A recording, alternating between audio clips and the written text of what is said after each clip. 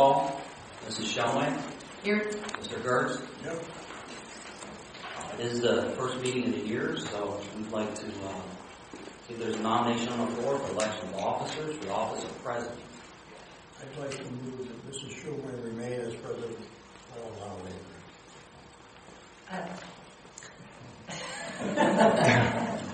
And what do I do with this?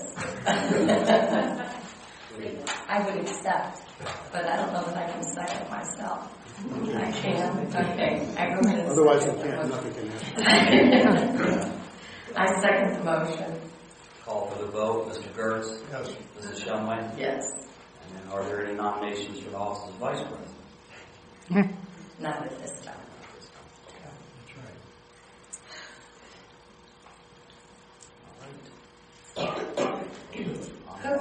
Okay, volunteer of the month.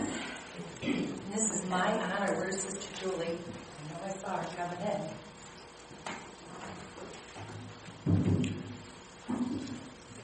And I have to tell you all, for those of you that do not know Sister Julie, she is one of the Park District gems.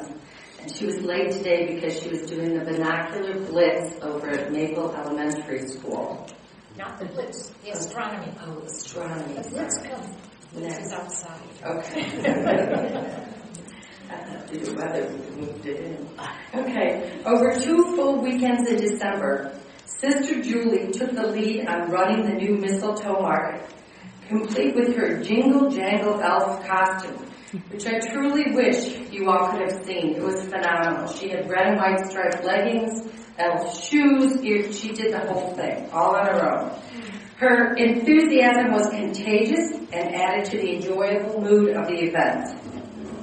She also participated in the 25th annual Winter Solstice, serving as the song leader, and volunteered at the Grandparents in the Park New Year's Eve celebration to mark the start of 2015 with Nature Fun. Sister Julie doesn't sit still for long, as she's also an active Nature Scopes volunteer, assists with most education and public works, works at the Westwoods front desk, and still finds time to feed the chickadees through the Bird in the Hand feeding program. Sister Julie is also the one who put together all the binoculars, and that is a huge job. All those tabs that come on the strings that go around the kids' necks all have to be hand done. Do you know how many you did? Don't count. Okay. Maybe that's a good thing. You do them till they're done. Okay. Sister Julie is a committed volunteer with a dedication that inspires all of us at the Park District. So I want to thank you from the bottom of our hearts for all of your work. Sincerely. Thank you.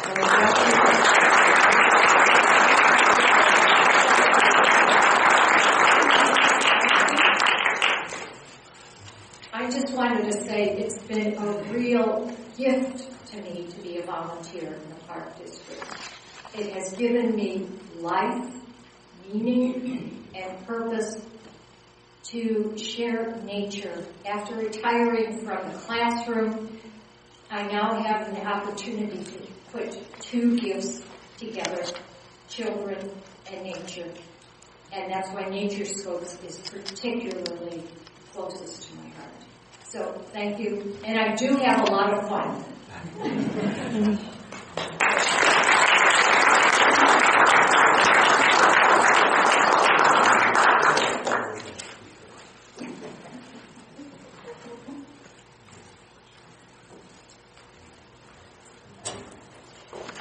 So now we're on to, sorry, can you all hear me? Approving or amending the minutes of the last meeting.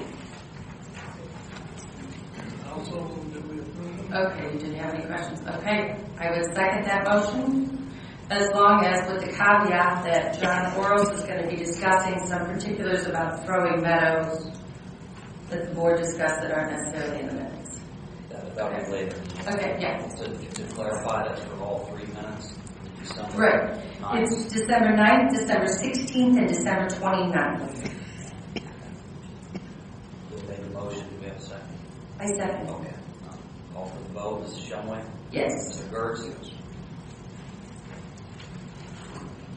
Okay, presentation of the financial statement, that would be Michelle.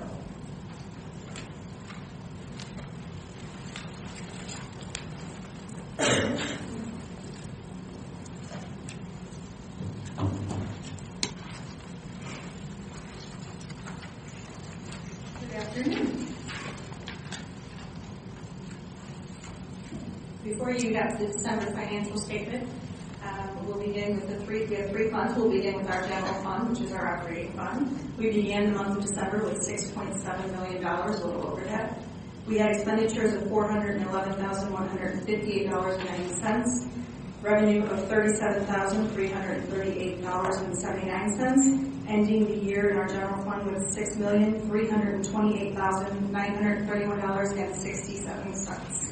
Okay, I have one question before we go on. And John, you might be the one that clarifies, or Michelle. Public records requests, you charge a fee for public records? Yes, we do. All the time? Or is it dependent upon what type of medium that they go out in? It depends on the medium that goes out. Okay. Okay. The Land Improvement Fund began the month of December with a little over $3.2 million.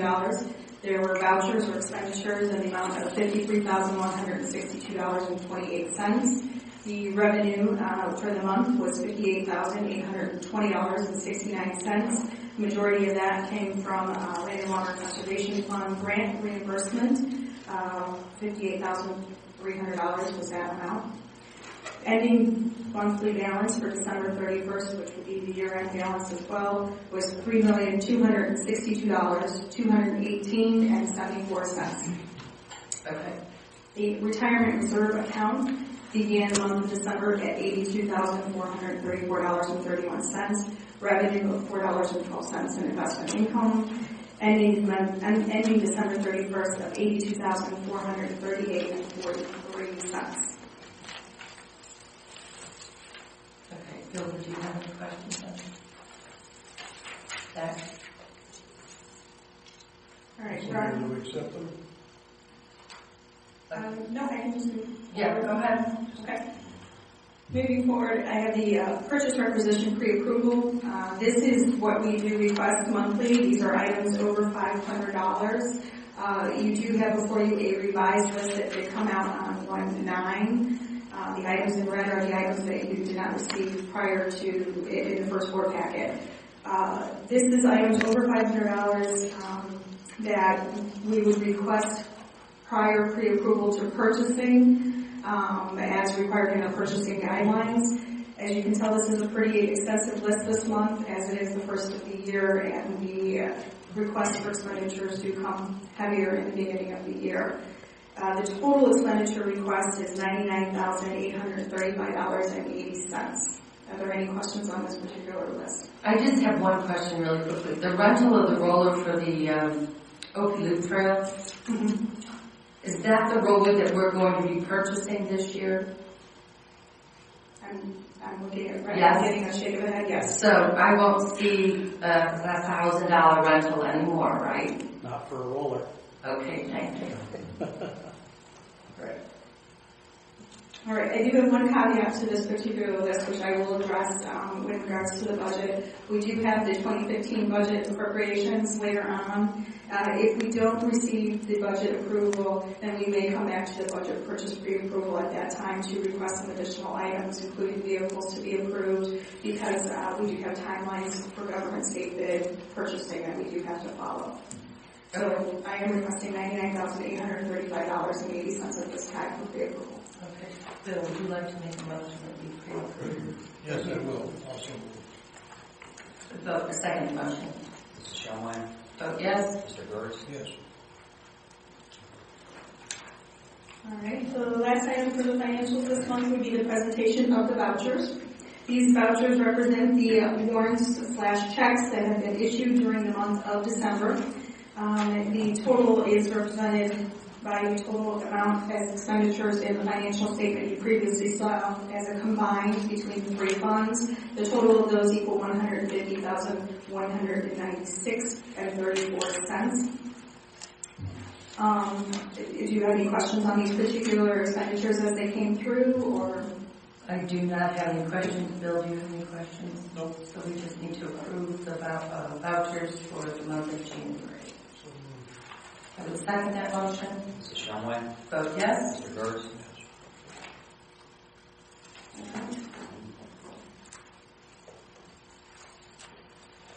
Stay here for the budget. Yeah.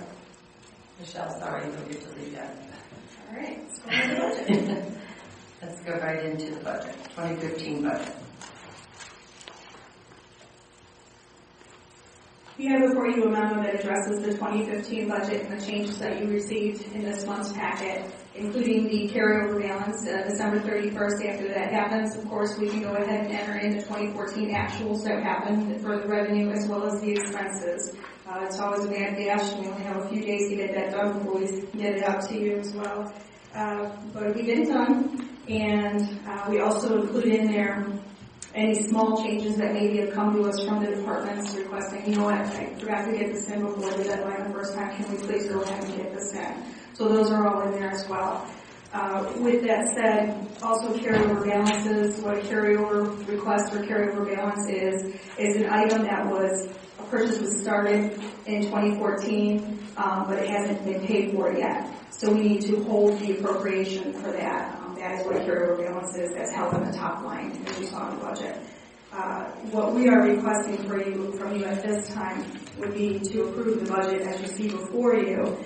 However, I do have one change that I want to provide to you. Okay. And before I do that, we're also going to have a little presentation by Matt as well, because we do have, I want you to see some of the projects that are presented to you in the Land Improvement Fund, and possibly make one alteration based on what Matt has presents to you as well. Before he does that, I have one change. This always comes to us on January 2nd. The County Budget Commission meets and they certify their tax rates, and with that comes an adjusted real estate tax estimate and an adjusted state reimbursement estimate. And it happens every year. It's just always a slight difference from what they thought we were going to get and what they approved in July. And so I have that change for you now. As I mentioned, it's very slight for us. In this case, it was about $20,000. So I'm going to present to you this. 20 up or down? It goes up. Okay. Yeah. So this is just the cover sheet. This particular balance there. Okay. Each one is adjusted. And with that, I will come back up once Matt is done with presenting to you the projects that are in the Land Improvement Fund. He'll go over Roaring Meadows and Headwaters. And then once we find out how you feel about those two particular projects, then we can go ahead and move forward with approval of the budget.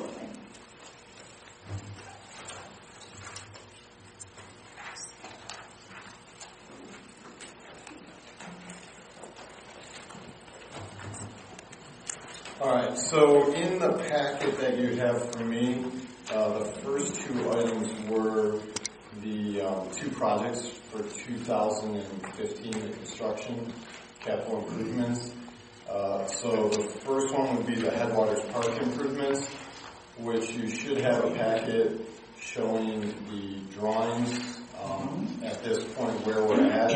So what we would need at this point is based on the overall budget that we have for the project of an estimate of $500,000. That would include the renovations to the boathouse, the incorporation of an area for kayaks, canoes, fishing tackle, and those sort of things, and then the improvements to the camping area, the addition of a double restroom, and the addition of a play area. All as part of that project is in that budget. I also included the estimates from the consultants, which we are within that budgeted amount.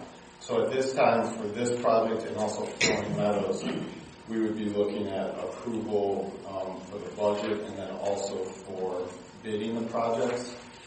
Based on our schedule, following ORC, we would need to advertise and bid the project, so there's some time involved, so we would want to start advertising and bidding in February.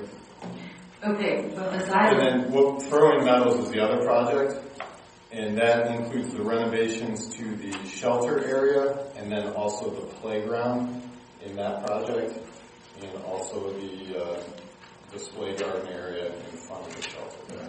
Okay, John, you want to address the Roaring Meadows? The only change in the two projects, it seemed like there was a little bit of indecision about whether or not to include a playground at Roaring Meadows, so we're proposing to remove that particular element from the Roaring Meadows project. And if we eliminate that, that's basically $100,000.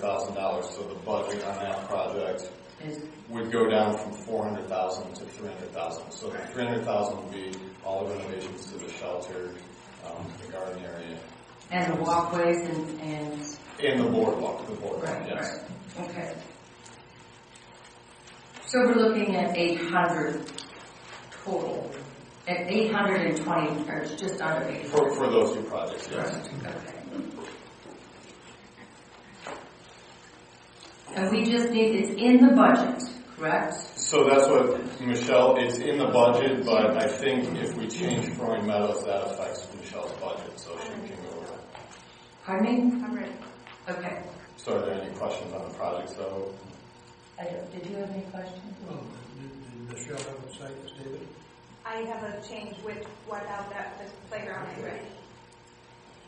Then also, did it approve it as spoken? As spoken, I would second the motion that we include that the playground at Throwing Meadows is not going to be included in the Throwing Meadows project at this time. Depending on how much the survey says. You have a motion, though, to bid the projects? And Yes. Okay. You do. Sorry. I second it. Okay. Mrs. Shumway? Vote yes. Mr. Hurst? Okay, based on that, I'm going to replace two other pages in your budget. Okay. 39 through 43. And this is the new cover sheet. This is without the playground. That we just spoke about. Correct. Correct.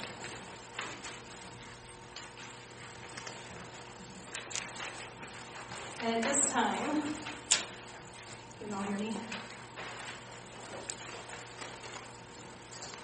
Okay, I just presented them with the revision without the playground in it to the budget. And at this time, what I'm going to do, I'm going to request from them individually so you know for each fund to make it easier so I have it in front of me. I'm going to request the budget for the general fund in total appropriation amount of $6,424,814.26. It's not going to be on this particular page here. It's right here.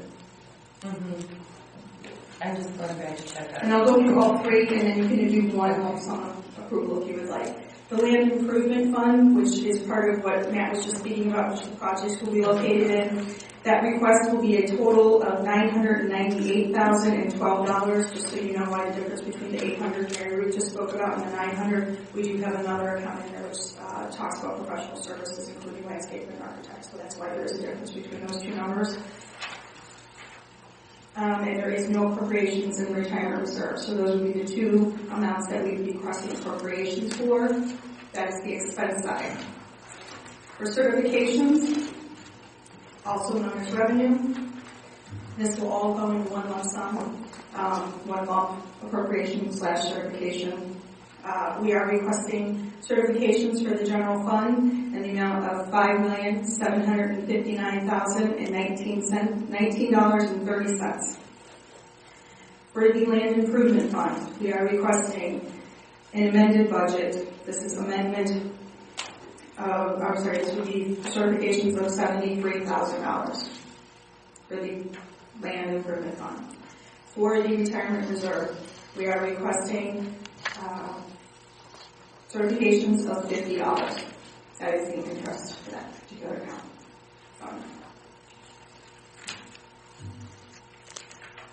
Too many questions, Deb. Okay. You want to go ahead and approve all the proposals that she's given? You want to spell them out specifically, 1, 2, 3, so that Anna gets them, what we're approving. We can lump them, yeah, she's got them all together there. Okay. So we just need one approval for all of that. So Bill voted to approve the budget for 2015. I would second that motion to approve the budget for 2015. Call roll. Mr. Gertz? Yes. Mrs. Shumway? Yes. So everyone is aware of the process at this point. This particular document will go to the county auditor. It will be submitted to the county budget commission, and the county budget commission at that time will review and approve it before it goes into our accounts. So there is still a delay before it goes into our actual accounts.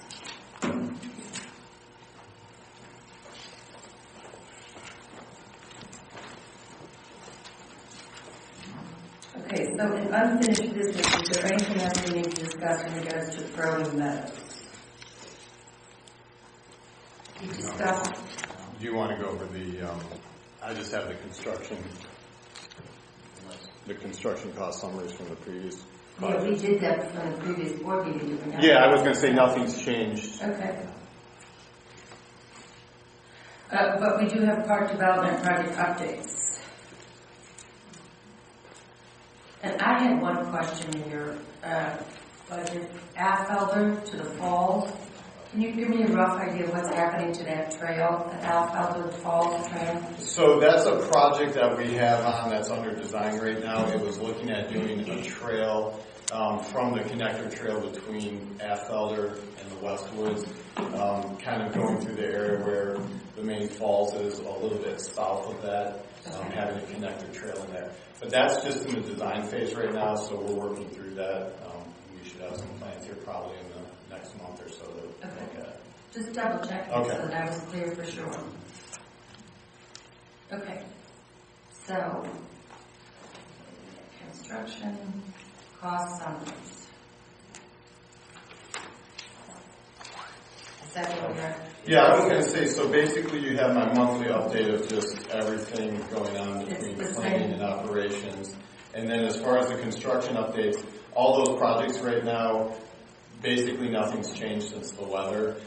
We have a few kind of punch list items on the observatory, Nassau Station Connector Trail, and on the Maple Highlands Trail, Chardon Trail that we have to do when the weather breaks. But other than that, nothing's really changed. Okay. When the weather breaks. Okay. I do have a question for Matt. I was going over the snowmobile proposal. Okay. Here's one guy that's not for us. Okay. And I'll tell you why. I've been fighting him for years. You do have a note in here that says that you talked to the insurance company and they said it was all right as long as you posted the signs. That was based on talking with Michelle as far Do you as... have that in writing? We do have, well, an email. Okay. And you also know that most of the people that are going to attend that are going to come crosslots. Quite a few of them won't come in trailers. And if they come crosslots, they're going to be trespassers. Well, that's what I was going to say. So what I was asked to do was put together from a planning standpoint, where would be the best location So we if we still have a yes or no on it. Yeah, And aside from that, what I specifically asked Matt to do, this has been talked about over the last few years, and we were asked by a former commissioner to see, is it even feasible?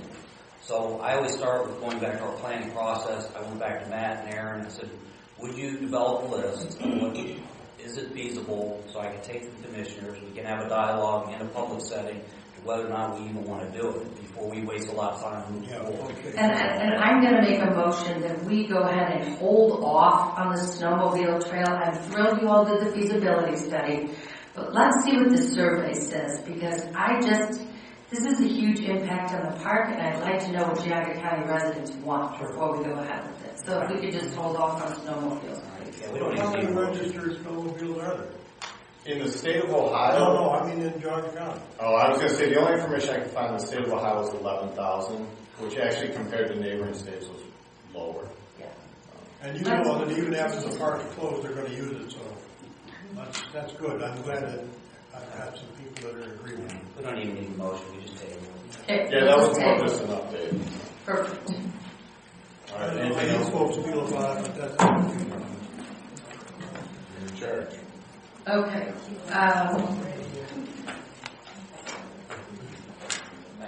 So I was going to say thanks, Matt. I think for that. Michelle, there is nothing else from finance that I missed that you need to discuss, is there? Just surplus equity. Okay. Before we move on, what are we going to do about vehicles that may need to be ordered before February? We just had it, so we'll be okay. Okay. Thank you, Number. Okay, so new business.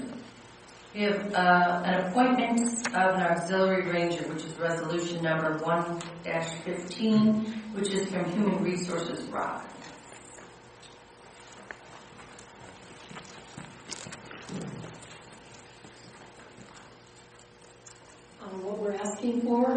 is it to be put into board record. We have brought on an auxiliary ranger. He is not paid. He is an employee here, so he does work for us in operations, but he also just received his OPATA certification. In order to keep that current, he needs to work as a ranger, and so we have brought him on as an auxiliary employee. He will work when available. It doesn't affect his typical full-time hours in operations, and he will learn a great deal from our rangers and hopefully be able to perhaps even get full-time employment here someday, or we can prepare him for where he does go. So we're asking for this to be posted record. Okay. So he gets the same bonus we get. Yes. On the same pay scale, yes. Okay. Did you have any questions? No. I would go ahead and make a motion to accept resolution number 1-15. Mrs. Shumway? Vote yes. Mr. Gertz? Yes. Going along with that, as far as down on the agenda, we have an auxiliary ranger that we have removed effective 12/31 because he no longer lives in the area. He was our retired chief, Bob Urban, and he's been notified, and we would like it placed in record that he is no longer here with auxiliary status. Is that a resolution that you have on? I don't have this. Rescind. Yeah. I would vote to go ahead and rescind the auxiliary ranger position. That was previously applied. Correct. Vote yes. Second.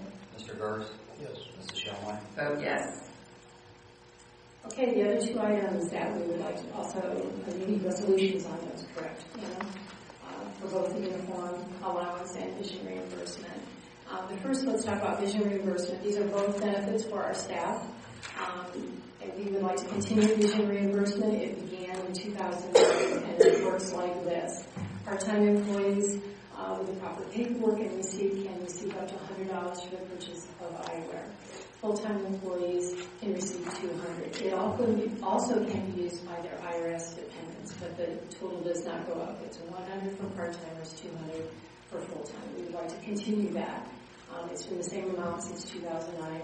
We'd like to continue it in 2015. Okay, but that does not include protective eyewear. It's just for corrective vision. Okay. Correct, or contact lenses. Okay.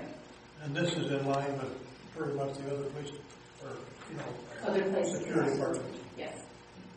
Yes. And it's very much appreciated by the staff. So I would second that motion to accept resolution number 3-15.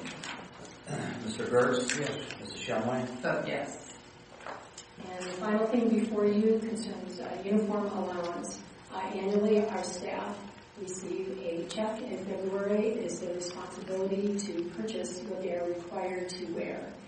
As you will note, the amounts are varied depending on if they are full-time, whether they are part-time, whether they are required to wear uniforms, whether they are required to wear steel-toed boots. All that is taken into consideration when those levels are reached. We have, for the last 2 years, looked at receipts from our staff, and as you know, prices have not gone down. In particular, steel-toed boots, which they wear at least 2 pair a year, have gone up. So we are asking for an increase, and this is the first increase since 2009. The Rangers, they are separate from this. Their FOP contract, which is just approved, which you're aware of, has approved their increase to the amount that they receive. So we're asking for you to approve the increased levels for our staff.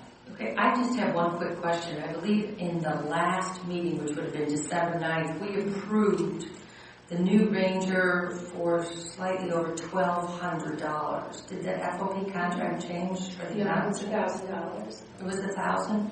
Correct. You're probably thinking of the new Ranger that was hired. Startup year is higher. Okay. So startup year. So you don't have in here that startup year is higher. We don't.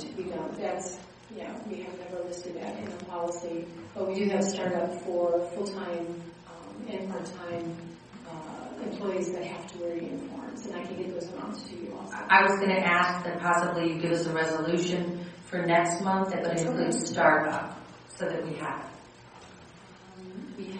Is that going to delay? No, we will go ahead and approve this, but then you can do an additional resolution for starting employees, beginning employees. Okay. I second the motion to accept resolution number 2-15. Mrs. Shumway? Vote yes. Mr. Gertz? Thank you.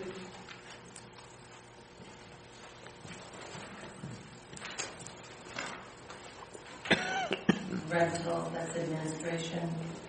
Yeah. Deanna went ahead and put together a memo on our rental fees. It is, we do have some homes that we rent on park property. It is a benefit to park employees, and because it is a benefit, we're asking you to approve the 2015 rental fees. They are taxed on the value as that value of the rental applies in whatever area of the county. But you can see our monthly rental fees in the columns there on the left, and most of them are at $400. It's definitely a benefit to have our employees on park property. Some of them at times we call rangers if they see something going on, shouldn't be going on. So, but we do have a few rental houses. We're asking you to approve those fees. Okay, my question would be, have you informed the employees that are living in these houses that they're going to need included for tax purposes? So this will not be a complete surprise to them. Okay, thanks. I would go ahead and make a motion to accept the 2015 rental fees as proposed. Second. Mrs. Shumway? Vote yes. Mr. Gertz? Yes.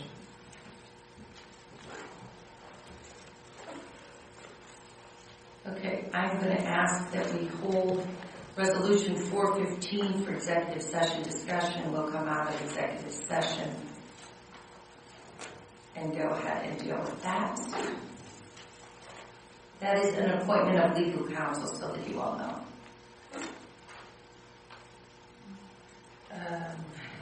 Observatory Park on that.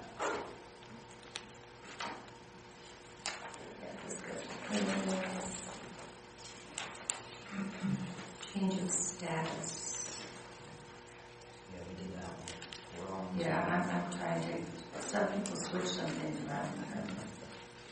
Okay, Observatory Park Trail and Shelter naming.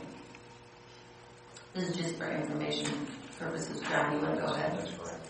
Actually, before you is the fact that before we print a large abundance of those, this is the first time that we're doing a reprint on this particular map. There are some new shelters in there, as well as the naming of a shelter and a trail. And usually the board does go ahead and approve the name that is selected. If you want to have discussion regarding the name of the shelter or the trail, now is the time to have it. And correct me if I'm wrong, you can go ahead and approve and put that in the minutes as well, the approval of the name. Yeah, Chris is not here. We can have it in the record. Chris is the one who came up with the name. Right. It was presented by the communication department. I asked that those notes be included because Chris was very passionate about that name. We sent out and said, hey, look, what other names can you guys come up with for this particular shelter? You want to read this so that people know. Versus us sitting here looking at a map and they don't know what we're approving or not approving. Sure. Here, you can have my page. Yeah, the proposed names, this is for our observatory park off of Clay Street in Bonneville Township, for the Loop Trail or Woodland Loop Trail, the Nassau Connector Trail, and Cygnus Shelter. And for those of you that don't know what Cygnus is, Chris Mentrick is one of our naturals. He does our observatory programs.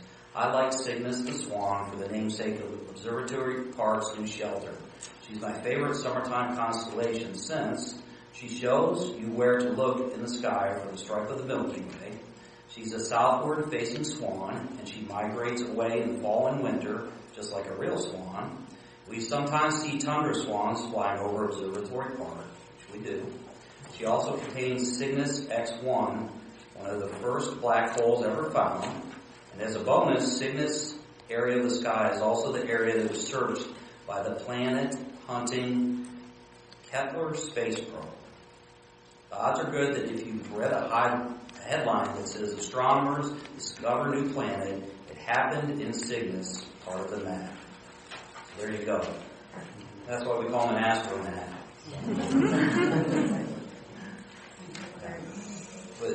Okay, and so then the planetary trail we have marked, right? The weather trail, NASA Connector Trail, and Woodland Loop Trail.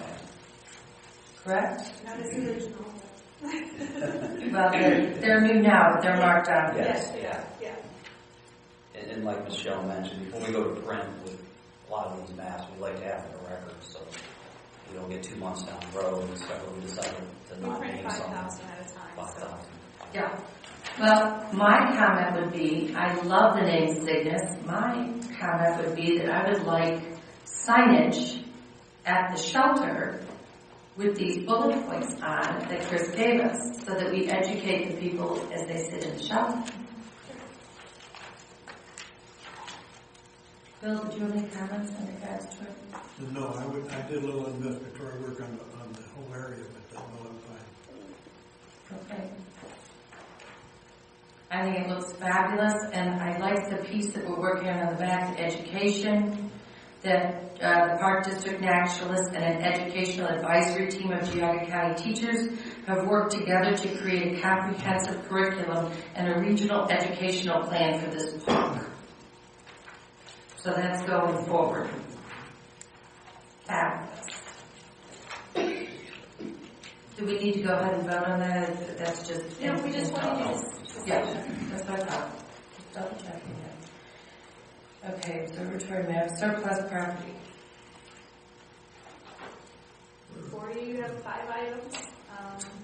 They'll all be sold as a lot. They all came from our major department, including some mobile radios with microphones, walkie-talkies, etc. So we just need to declare those as surplus items. I'd like to go ahead and make a motion. Okay, I'll second it. That we accept the surplus properties for January 2015. No, it doesn't amount to the Philippines. Mr. Gertz, Yes. Mrs. Schummer, Oh, yes.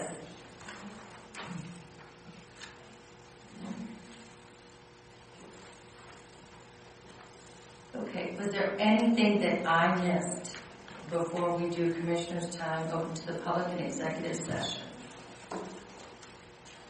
I have a few things for commissioners on that. So, I see Rich Frenchie is here. Rich, would you mind giving us an update on your new officers? Would you come up and do that for us? Sure. For the Geauga Park District Foundation.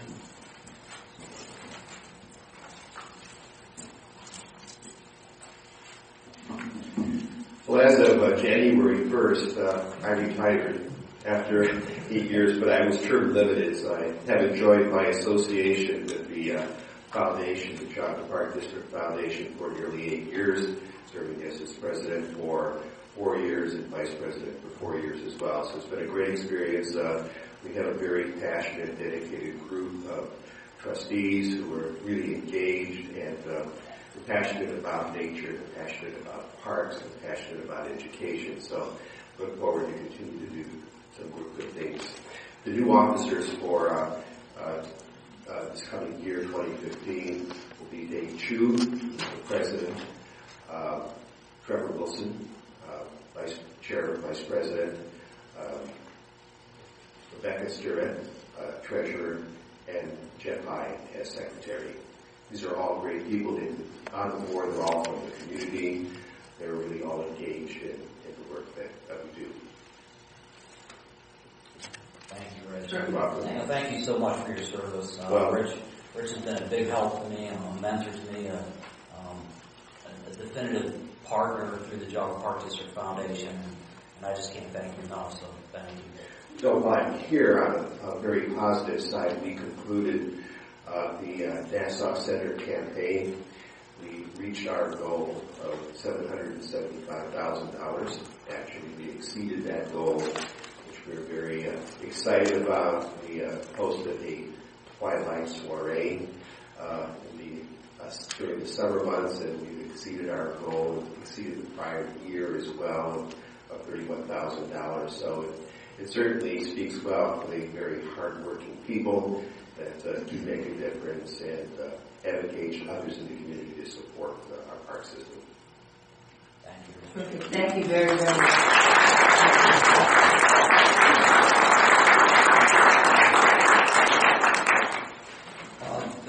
The next item I have is, at times we reimburse for personal mileage. If someone were to utilize their personal vehicle, we reimburse at the IRS rate. That rate just went up to 0.575. So that's just a housekeeping item. It is already in our personnel policy manual. Our our Geauga Park District personnel policy manual that we reciprocate with the IRS. So it went from what was it, 0.51, 0.56 to 0.575. So It adds up. It adds up. Okay. So, wanted to make mention of, we're part of the Ohio Plan Risk Management, and what they do is they come around, occasionally, typically every other year, we see them, and the gentleman's name that's our risk management representative is Travis Thompson. He came out and went on a tour with Brett Bellis and looked, what they look is where we might be at risk, any safety issues, and I'll let Michelle chime in here as well, but Travis was impressed. He was impressed with the cleanliness of our parks, how well maintained they are, that they're safe, and he says as a result of this survey, there are no recommendations at this time. So that's a good thing. That means we're at a low risk for insurance claims, issues. So anything else you have to add? He called before he sent the letter out and said that this is, he doesn't get to send too many of these no findings letters, and that it says a lot for our board and for the staff that we're able to service our parks and to have the staff available to have the service levels out there to keep them clean, to keep them, so that people are not graffiti. There's not a lot of graffiti, and he spoke highly of Brett as well as his tour guide. So we can't say enough good things about that. Thank you, Brett, for taking on the tour that day. He did see a lot of our parks that day and was very, very impressed with how well maintained they were and how new our facilities were and how much of a gem Geauga Park District was in comparison to other parks that he does tour throughout the state of Ohio. So he just couldn't say enough good things about Geauga Park. It was a great thing, and as a result of that letter, we may indeed receive a credit on our insurance bill next year. So that's a very good thing. Thanks, Ben. How much of this park did Brett have in Lunch was very expensive. there? No, I don't think so. I think you probably have a big one. Yeah, I just want to say thanks, Brett. I don't think it has anything to do with the board. You're the one that's out there in the trenches keeping everything clean and neat, and the parks do look fabulous. So thank you, and please thank all your staff. Will do, because they're the ones out there. I've been to a few of these sorties with the inspectors, and some of them have got a cross to bear to speak. I didn't mean against the sister. But some of them come in with a chip on their shoulder. They're looking, and if you don't have anything, you're going to find something. But this is very good to get a free bill of health or a good stamp on that. That's fine. And you've got to be accredited for it. It just didn't happen. Thank you. So thank you, Brett. While we're giving accolades, I want to mention, I'll summarize this letter, but I have a letter from our Sergeant Ranger Alan Franz. Here recently, a call went out over the radio that we needed to be looked for and watched for a suicidal male who was threatening to kill himself, and he had a handgun. So as you might imagine, our rangers do sometimes run into sticky situations. And Ranger Hudsinger was able to identify where that vehicle was, do a traffic stop, and the good news was he was able to get the male calmed down, get him detained, and get him the help he needed. So that situation, at least from the standpoint of our ranger department handling it, had a very good outcome. So we're grateful for that, because we do sometimes, they are law enforcement officers, and they run into people that can challenge them. So it was a good outcome. So just want to recognize Ed. He's one of our new hires, one of our new rangers. Good job, Ed. Won't spend a lot of time here, but Facebook, social media. We get a lot of hits from Facebook, Twitter, Instagram, a number of different social media outlets. Sandy Ward does a great job with that. Our Facebook total reach in September was 19,000. In December, we reached 87,000 through Facebook. So we've done some targeted ads, make people aware of our parks, our different events. So that's neat to see. And unless staff has anything else to add, I don't have anything else. have a few things. Nassau Station, just so that everyone knows, coming up. That is the original building. We've changed it to do flush toilets and elevators, but the option stands, and the architect has drawn the plans, correct me if I'm wrong, Matt, to add an additional room onto the side. So as we're going forward, the concept of the board and the park district at this point is that the survey is going to come back and tell us that the Geauga County residents absolutely want to see Nassau Station completed. The question is going to be whether they want that room finished, the facility finished, so we can go ahead and begin educational classes for large classes out there. Those classes probably would realistically not begin until 2017 because 2016 is the construction. So please don't anybody think that just because we start means the classes start.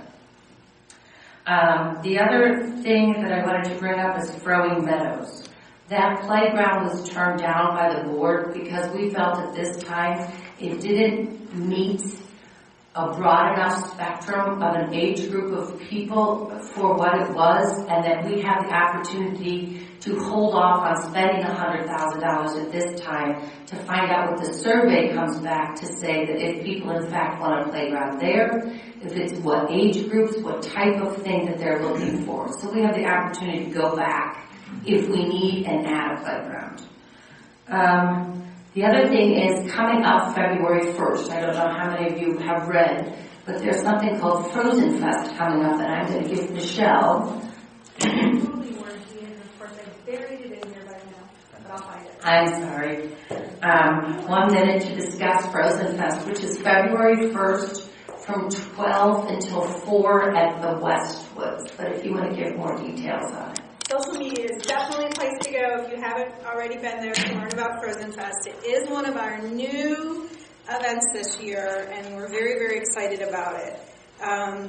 There's so much to do, and Teresa Runyon, if you haven't met her or haven't been involved with her in an event, she's amazing and awesome, and she's always right on task. So Holly also is working with her as well. And inside the Nature Center down at the Westwoods, there is going to be an art show called Frozen Artistry, so come out and support your community in the art show. There was going to be an opening reception that day. The Return to the Ice Age exhibit featuring real Ice Age bones from Geauga County, as well as some bigger mastodon bones. If you want to bring your kids, your grandkids, your nieces, nephews, come out and take a look at those. Those will be fun to look at.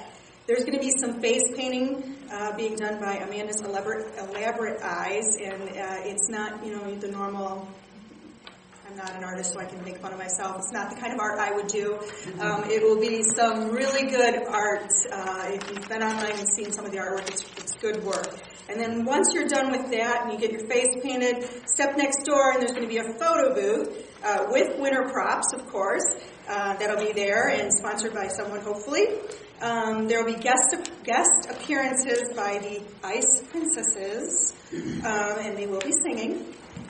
Winter-themed crafts. We all know the song they sing, by the way, at least some of us parents do. Winter-themed crafts going on throughout the day. There will be hourly puppet shows, free snowmen, ice scrapers for adults, free refreshments. Everyone gets hungry after all this work, including snowflake cookies, blue popcorn, hot cocoa bar, coffee. The Nature Store is going to be featuring winter-themed merchandise, and that's all that's just inside. There's stuff outside, too. Outside the Nature Store, there is going to be a Native American snow snake game. Say that 10 times fast. How far can you make a wooden snow snake glide over the snow? A snowball shooting gallery. Nope, not a snowball fight with moving human targets, but big and fun trying to knock off a variety of target objects. And Dan Best is behind this one. If you know anything about Dan, I'm kind of excited to see what that one's going to be. A free snowshoe rental. If you've not heard about our snowshoe rentals or seen them, there was a big article in the News Herald this past weekend. We do have snowshoes, and we also just on this Monday added snowshoes for the younger crowd as well. So please come one, come all, and check out the snowshoe rentals down at the Westwoods. We're pretty excited about it. It was very popular. In fact, our snowshoe hotline is full. We had to add additional lines so that we can add more people to be called because it is that popular. We're very excited. All 4 of our programs are full right now, so we'll probably be adding some more. We'll be having hourly winter hikes, the bird in the hand opportunity. If you've not seen it, it's where a bird will actually come and land in your hand and eat out of your hand. John Kolar is one of the fun ones to watch do this, but of course it's really wonderful. You can actually come out there and the bird will land right there and you can see it. It's great. It's really fun. So group of 3 or 4 work best for this. Don't try to bring a whole group of 12. They might be a little afraid of that, but that'll be going on as well. There's going to be a meet and greet with the sled dogs by a Siberian Husky Club of Greater Cleveland. There's also going to be ice sculptures. There's going to be a demo, and there's going to be finished sculpture display by Elegant Ice Creations. And in case anybody needs a shuttle, because that's going to be a lot of stuff, and hopefully there's going to be a lot of people coming into the Westwoods to enjoy it all, we will have transportation available at ASM, which is the building next to us, the big dome building, as a lot of people know it, transporting people all day long to and from the Westwoods. So that is February 1st. Tell all your friends, your family. It is on Facebook. You can let them know it's on Facebook if they want to share it as well. All this information is out on Facebook. This is actually pulled directly from Facebook. So that is what is going on. Snow cones, right? What's that? Snow cones. Snow cones. Let's see. We have Refreshments. snowflake cookies, blue popcorn, and a hot cocoa bar. No snow cones. Although I'm sure you can Not on February 1st. get a cup. Yeah. Okay, Bill, is there anything you need to discuss? No, I don't. I've met with the staff and I kind of ironed out some of my questions. Okay.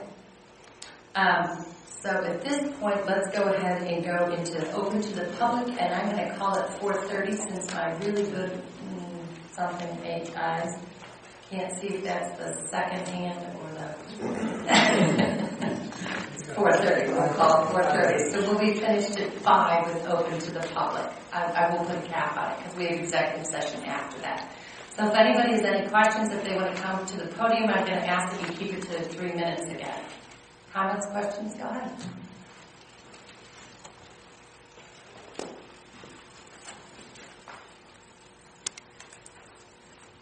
Happy New Year, everyone. My name is Helen Green. I'm from Floyd Township. And I just have a request. Bear with me here. I did a little survey on organizational meetings.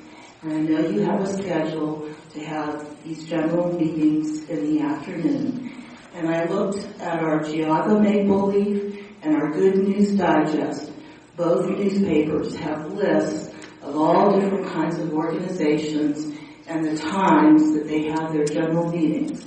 And I looked at 28 organizations from 8 townships, 2 villages, 6 boards of education, the Clarendon Tourism Council, Burton Architectural Review Board, Al-Anon, and all the Family Anon, all their associate organizations, American Legion, and the Valley Arts Center.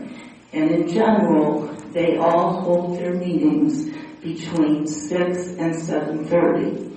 And the reason for that, I want to share one final statistic with you, please, is per the Bureau of Labor Statistics, 84% of the U.S. workforce starts between 7 and 9 in the morning and ends between 4 and 6. I found this fascinating since, we hear so much about alternative work schedules, which I have worked myself, flex time, second shifts, third shifts, and still the majority of us, work a day shift. So I would respectfully ask that if you could reconsider and throw in some evening meetings again. Thank you. That's all I have to say. I just have one quick question. Michelle, you might know this. On our newsletter that we send out, do we specifically put in there the Geauga Park District email address so that if anyone's working and has comments, they could send it to a specific email comment section address? It would be info. Yeah, the info at geaugaparkdistrict.org. But do we clarify in our newsletter? I think maybe we should address that so that if anyone can't make a meeting, they could send something specifically to comments to whether it's to the board or to... I gotta be honest with you, Mary, I'm pretty sure it's at the bottom of every page, but I don't want to say 100% Okay. right now. And it's probably in 2 font? Yeah, I do. Okay, well, maybe we should make it a little bit bigger so if someone does have a Yeah, comment, maybe they know we'll where it focus goes. on someone else. That does go to every single home. And then when we get those, I would like to see them. Okay. Is there anybody else that has another comment? Yes.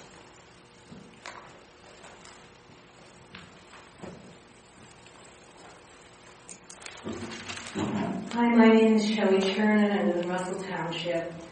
And I spoke to the board briefly at the last special meeting about the Ohio Opens Meeting Law, and specifically about revised code section 121.22F. And that section requires that every public body enact a rule to establish a reasonable method by which any person can determine the time and place of regularly scheduled meetings and the time, place, and purpose of all special meetings. And I'd like to discuss this issue a little further, if I may. I want you to understand I'm not trying to undermine the ability of the board to conduct business. I'm not accusing the board of deliberately flaunting the open meeting law, and I assume that the board has never had any open meeting law rules in place in the time it's been in existence, and probably nobody ever bothered to raise an issue because nobody really had any reason to care up until now. But unfortunately, because of recent actions of the board and changing of bylaws and the way this was done, and as well as the ongoing instability in the board's membership and the administrative leadership of the Park District, the public trust has really been shattered. And that's why I, as a member of the public, think it's extremely important now that if the board has any wish to begin to rebuild public trust, that you dot your I's, you cross your T's, and you comply with the letter of the law. And in order to do this, all you have to do is enact a rule. It could be part of the bylaws or not, and it would govern the way in which you give notice of meetings to the public. And specifically, in terms of the last 2 special meetings, there was no way for the public to determine what the purpose of those meetings was until we actually got here. It would be an easy first step for the board to enact such a rule and show its good faith willingness to include the public in its public functions. And I've only recently started coming to board meetings. I've really been appalled by some of the hostility toward the public that I've encountered from the board at some of those meetings. And I can't understand why the board isn't thrilled to have so many citizens who are interested, passionate, engaged, and knowledgeable who are attending these board meetings. And instead, we're made to feel unwelcome. So I think this is a great opportunity now. Look at the crowd on an afternoon to build some community support for our wonderful parks, and I hate to see that destroyed by deliberate hostility. So I urge you to enact a rule that will bring you in compliance with revised code 121.22F. And as a second step, I really urge you to welcome the public to an open forum that doesn't have the time restraints that we have in our comments at meetings, and just listen to our concerns about the parks in an open meeting. That would be much appreciated. Thank you. Okay, Shelley, I was going to say, first of all, in regards to the meeting last time, you all said that we did not announce it. We did, in fact, and I asked Anna to forward to me that information, and it had an attachment on it and specifically stated the agenda that we were going into an executive session. So if you're asking that we include on it that we're going into executive session immediately, what we're going in for so that you know not to come, if you feel that's a waste of your time, then I guess we could go ahead and do that on agendas in the future. Secondly, Dave, I'd like you to address the fact, Dave is our legal counsel, of whether or not we meet the requirements fully for the open meeting laws and follow all the laws for meetings. To the best of my knowledge, we do. I certainly would take a look to see, do we currently have a rule that meets the suggestions that you make, and if we don't, we certainly would address that. Statute requires the establishment of a rule. That's all I'm asking. You can always call the office. You could, but it would be easier if you published the purpose of the special meeting on the website, and we all know. I don't know where the announcement went out to, but because there was so little time between the announcement and the meeting, the newspapers did not publish. So we had no way to know. We could have called, I suppose that's true. Yeah, and I apologize. I tried to make it very clear on the agenda that if we were going right into executive session, it was strictly for the contracts, and that was it, just to get it finished before December. I know that there are some people that perceive the board's business as this great conspiracy, and it does not exist. So I think, quite frankly, that I have discussed since last July the bylaws and why they were written the way they were and why they were rescinded and rewritten. And I would ask that people are open to listening to what I've said too. So going forward. Okay? Thank you.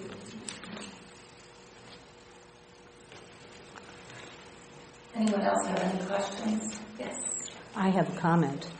Did you make it up? Sure.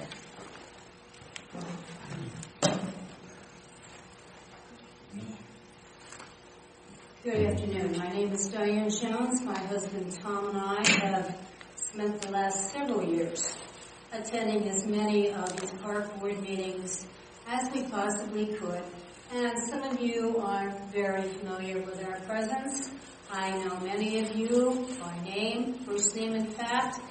And that's my husband Tom over there. And we do take these sessions and put them on our website as a public courtesy for those who maybe don't have the ability to come and see them. But I've come, as I say, we've attended these meetings for several years and have experienced the previous board. And I do want to alert those who are here, many of you have also come for several years to these meetings, that the standard time for these meetings has been 3:30 in the afternoon. And all the meetings that we attended with the previous board, and sometimes we incurred some wrath for having sat there. From time to time, there were comments from other people who are in attendance questioning whether, as a public meeting, some of us were entitled to video those sessions. And so we have heard a lot of comments and a lot of concerns. And I do want to remind people who are here that 3:30 in the afternoon on the second Tuesday of the month is standard operating procedure, has been for many years. And quite frankly, I see some faces here who attended those meetings and who never raised a question about the appropriateness or inappropriateness of the time. So I am grateful to this board for the openness that we have experienced, an openness that we did not always experience with the previous board. So I want to thank you. Thank you. Is there anybody else?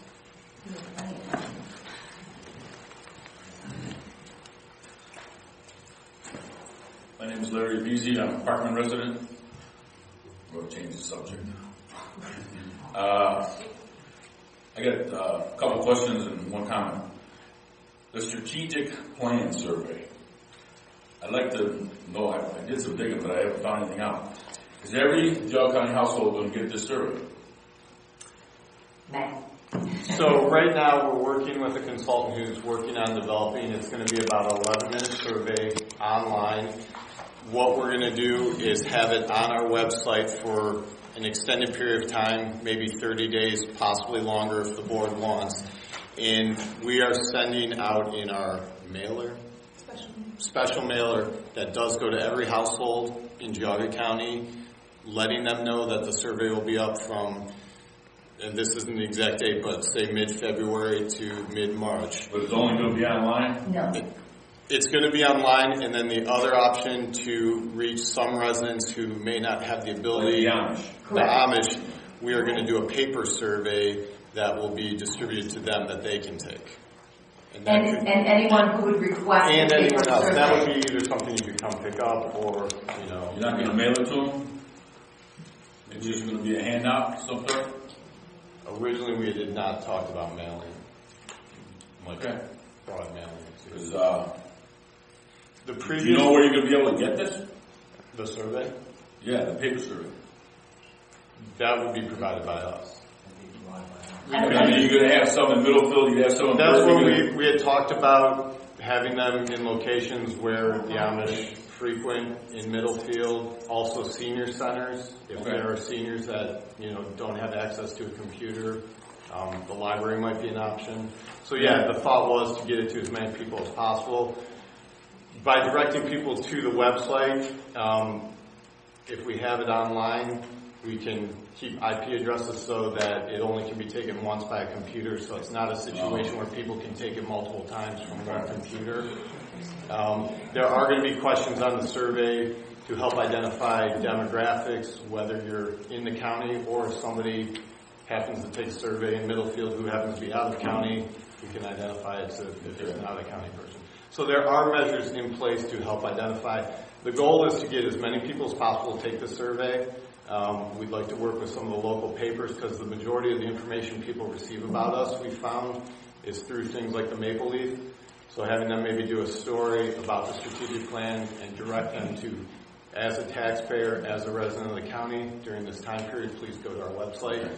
Most people nowadays, we have found with the phone survey, a lot of people do not have landlines. The people that did the survey in 2008 are working with us now. In 2008, we surveyed 400 people. Our goal is to survey more than that, and I think with doing it online, we have more potential to reach more people than a phone survey. When's this going to happen? Right now, they're working on the survey. Our goal is to do it in the first quarter. Like I said, ideally, maybe mid-February, we would have it up and running. Okay. Have you got any suggestions that might be more? Well, my next question, and I know you're limited on this time thing, I'm trying to move this along. My next question is, okay, so we know this is coming out, so it'll be online, you're going to have some paper access. As far as the survey goes, do you have any idea? Is it going to be listed suggestions? As far as, you know, like providing directions, or you can be write-in, or how's it going to work?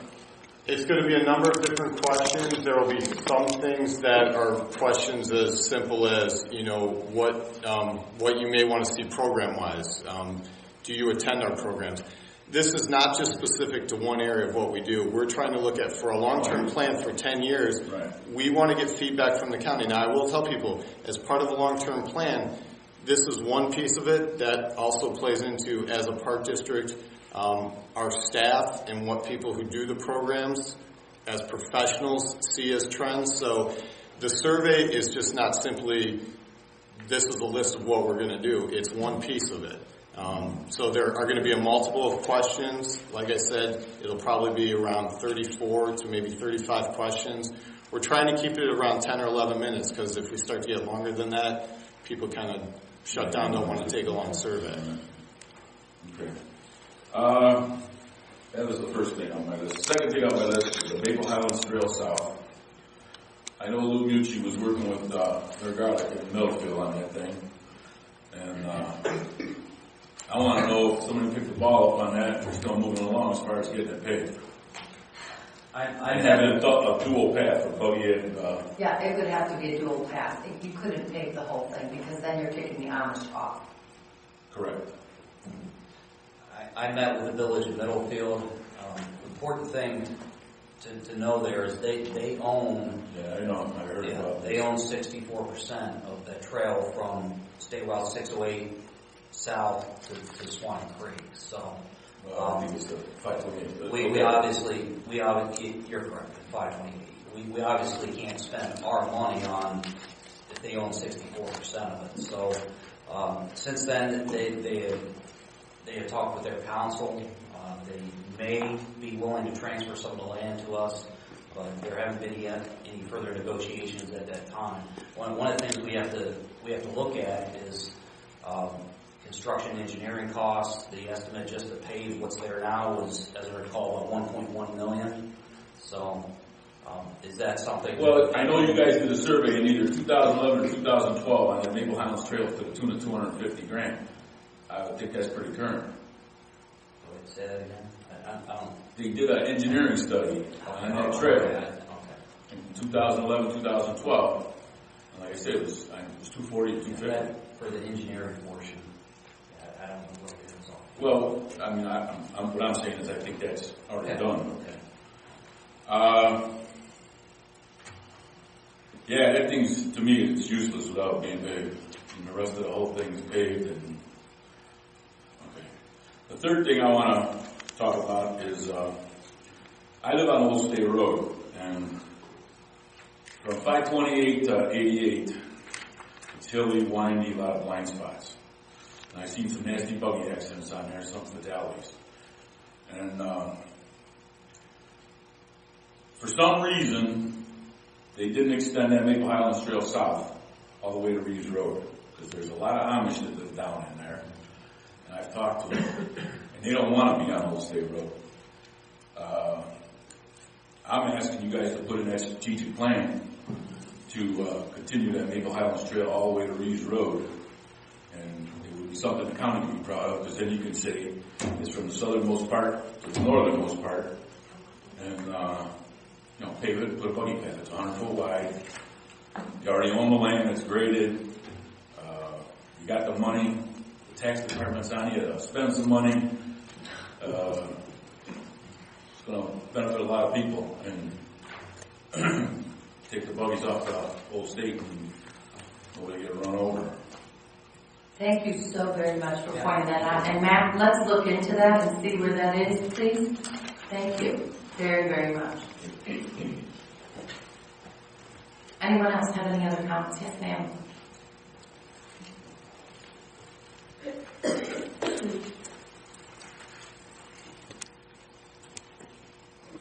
I'm Esther Lasco, and I live on Robinson Road, just across from the park, and we've lived there for over 40 years. In fact, they were building the driveway into the park when we were building our driveway into the home.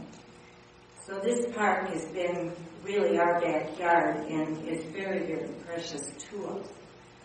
Over the past couple of years, we have been invited to the park several times and had community meetings with the park, just the neighbors and us. And we've always been listened to, and they've been very, very respectful of us. Over the past couple of years, there have been many changes in the park board and in their leadership. And as we watched these things occur, we knew that things were going to be changing. However, I think that they're really for the best. We just have to have the patience to work with our board members. And I think that over the last year, Mary has stood up and been with us and stayed with us. And this is what we need, is the continuity. I'm glad that Mr. Burtz is here. I'm sure it's going to be excellent for us. But we have to go ahead and see, of course, what the survey says. But we have to remember that the parks are paid for by the taxpayers. And they should have the input, and they should have the use. The park programs are excellent. We've been to many of them, and we've seen people, they're high caliber when they come out and they give these programs, and it's wonderful. And we need to go ahead and involve our young people and have these programs for them. So I just want people to say, okay, let's listen, let's help, and if you have suggestions, I'm sure they're open to them. Thank you. Thank you very much. Anyone else? We'll still have 10 more minutes. Come on. Hi, thanks. I'm Kathy Hanrahan from Chardon. I just wanted once again to invite you. We're doing a presentation on the value of conservation, and would like to invite the board to attend. And I have invitations with all the details. Last time I was here, I didn't have all the details. So that's what we'd like to do. We just want to really reiterate the fact that conservation was the purpose for the parks, and conservation really needs to remain foremost in our thoughts. And this actually talks about how the conserving land actually saves money and helps all of us in the long run. So I have some invitations here.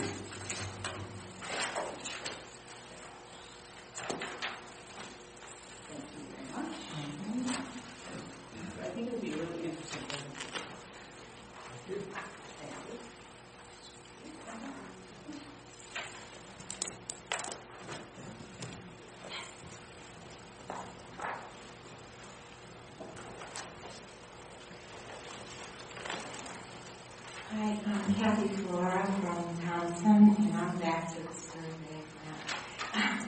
I get online survey questions from politicians all the time in their weekly thing. And a lot of times they are looking to reinforce their views. It looks like I have a choice, but it's like none of the above apply. And I'm just wondering if there's going to be a mechanism there to say, this does not apply, and these are the reasons I disagree with any of the answers.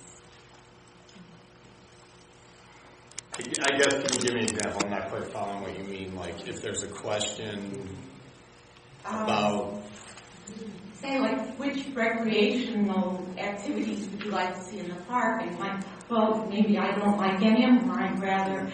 I was going to say the question would probably be more, would you like to see more recreation opportunities in the parks? Are you happy with the way they are, or do you feel we don't need recreation? I would guess until we see the questions. Why I think certain way? Again, there's going to be 34 questions.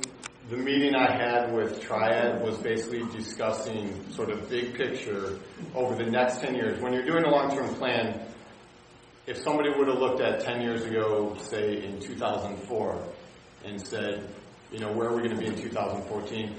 We're trying to project as best we can, but no one has a crystal ball. So in 2004, you know, development in the western part of this county was going crazy. In 2008, that stopped. So you might have projected out from 2004 to 2014, and if you just looked at what was going on then, your idea of what might be going on in 2014 would be off a little.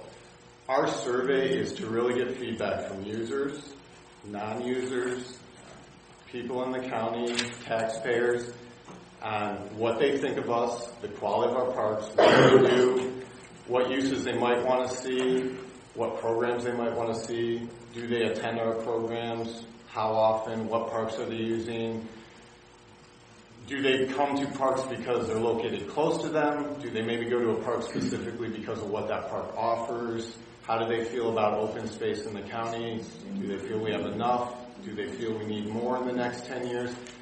That's kind of what we're looking at. These are questions that no one in this room really has an answer to. We all have our opinion, but we need to see from overall what everyone feels about I think it's a good idea. The other thing will be, like, Kathy, I know because you request everything I do. The other thing we're looking at is a big part of Park District is you guys, conservation, watershed protection, open space. Those are all things that are part of a park district. We're going to ask questions on these things. So I think when you see the survey questions, the board will see them. John, the other management, we have to talk about the questions. We have to talk to leaders of the different departments and get their input. I think you'll be happy with the survey.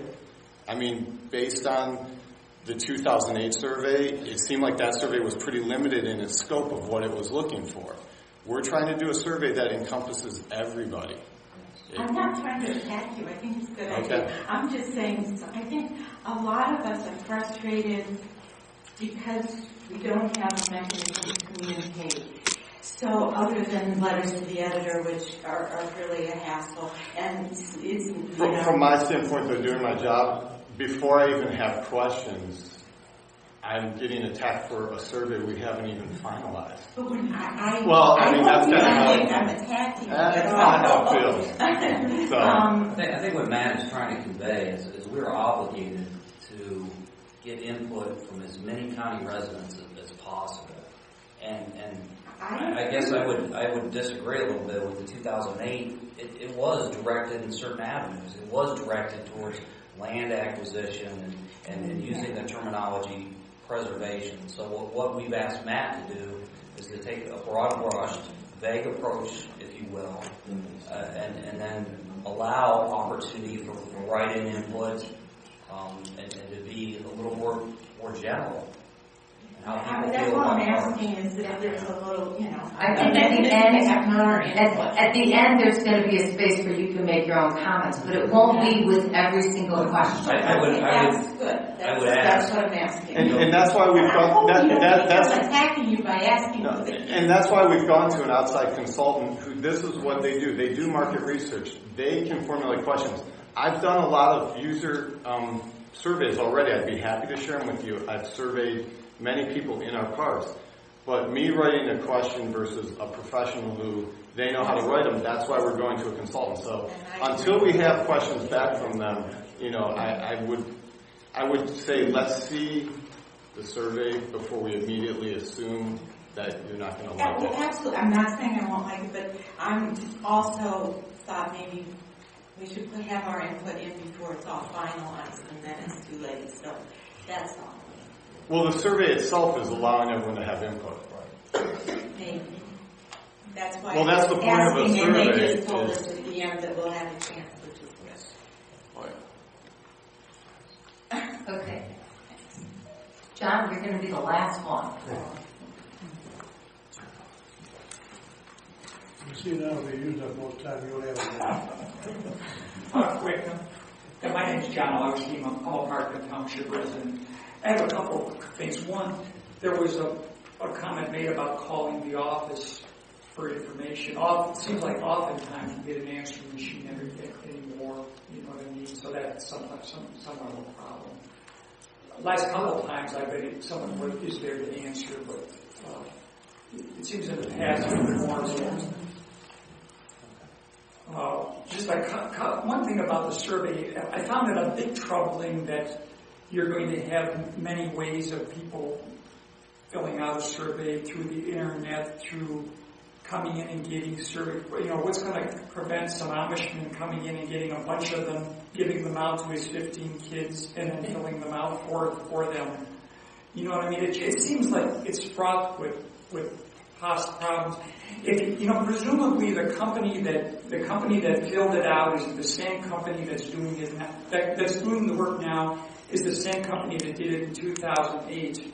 If you want to see change, if the public attitude has changed, a pretty valid way of doing that would be sending out the same survey that you did in 2008. But if we ask the same survey as 2008, John, a survey is only appropriate to sort of that moment in time. So if we did the same exact survey as 2008, same exact questions right now, even comparison-wise, I discussed this with the consultant. They said you couldn't compare the two because basically people's attitudes in 2008 were based on what was going on in 2008. So when you give the same questions in 2014, they may not really react the same way as they did then. So when you do a survey, it's very specific to right now. So asking the same questions, a lot of the questions may be similar in the objective and sort of the concept, but asking the same exact survey, 6 years later I understand this as well.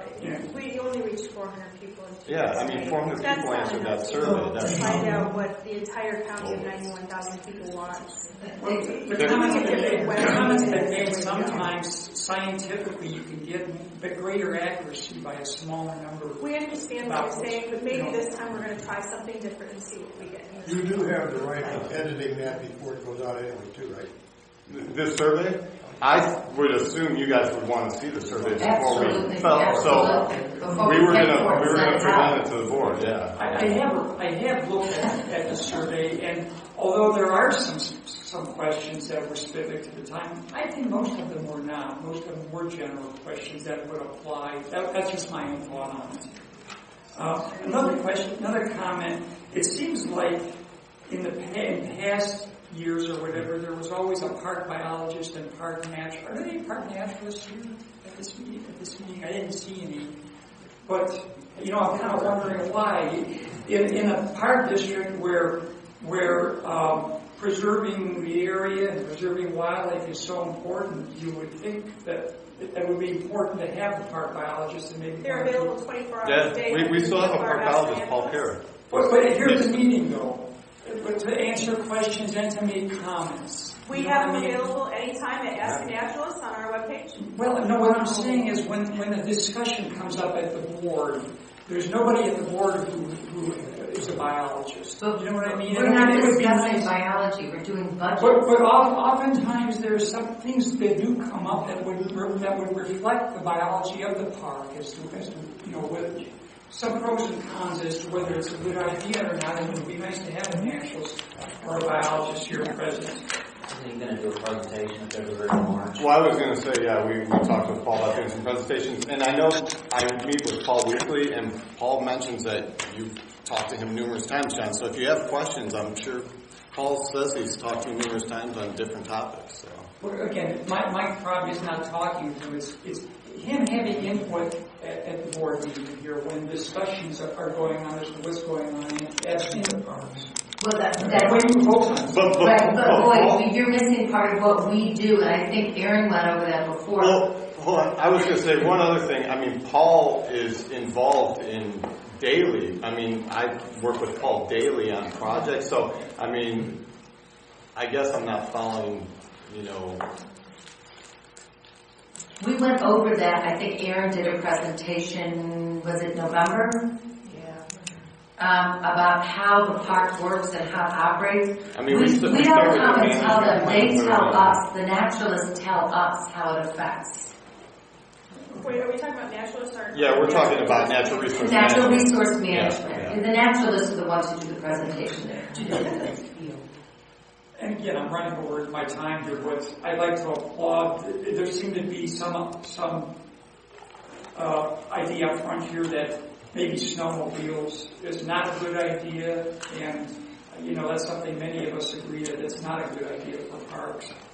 And you don't. Sometimes you have to decide by other means by just surveying what you want to do, and that's where leadership comes in. So that's all I have to say. Thank you.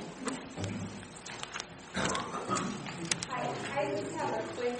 Excuse me, are you Kim? I am. Okay, Kim, could you please come to the front of the room? I was looking for you in the beginning of the meeting. I apologize, I did not see you. Just so that you all know, Kim is bringing a letter from Judge Frendel. Hi, everyone. My name is Kim Laurie. I am the new county liaison for the probate juvenile courts, and I have an invitation from Judge Frendel. He says, since I want to hear the views of Geauga County residents about our great Geauga County parks, I'm using this opportunity to invite Geauga County residents to meet individually with me at the probate court on Saturday, February 7th, 2015, between 8 a.m. till noon, to discuss their views and thoughts about our great county parks.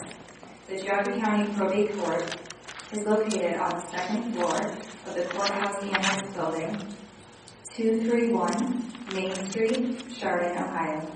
Individuals can call Cheryl Counselor at the court. Her phone number is 440-279-1840 to reserve a time, and the judge will provide coffee and donuts for you. Thanks so much. Okay, with that being said, I guess we need to put on our website. Kim, I'm sorry, I just want to make sure I have the information correct.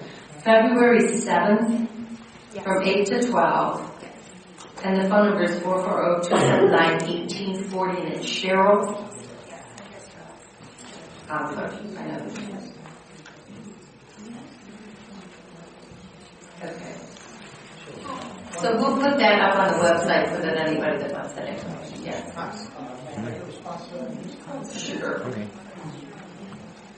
Hi, I'm Ed Ruffles from Geauga Township, and first of all, I appreciate you holding off on the decision on the snowmobiling, not just with the safety issues, but also the impact on the park and its environment, and on the impact on nearby neighbors of snowmobiles. I have a snowmobile private track that goes near my house, and I know how disruptive it can be, but it's private property, not shared property. And there is a study that shows that park property increases nearby property values unless there are ATVs and snowmobiles around. So there are both environmental and economic reasons, no matter what the survey shows. I guess my immediate comment, however, is if the judge is doing his own survey, why do you need to spend money on Friday? Is the board running this show, or is the judge running? You are welcome to meet with the judge, and you can ask him. If I have a tendency to tell him that he may have his professional opinion and I have mine, but I'm on the board and he's not. So. I have been invited personally to visit with the judge in his courtroom, and I find that inappropriate and threatening. And on advice of counsel, I have chosen not to accept that invitation. Thank you. Okay, so I am going to make a motion now that we break for executive session for personnel. I'm sorry. Just final question, will there be any action taken after executive session? Possibly? Yes. Possibly, yes. There should be some action taken after executive session. Minimal, but yes. Yes, thank you. Can I get your name and number so that we get back to Sure. I'm retired.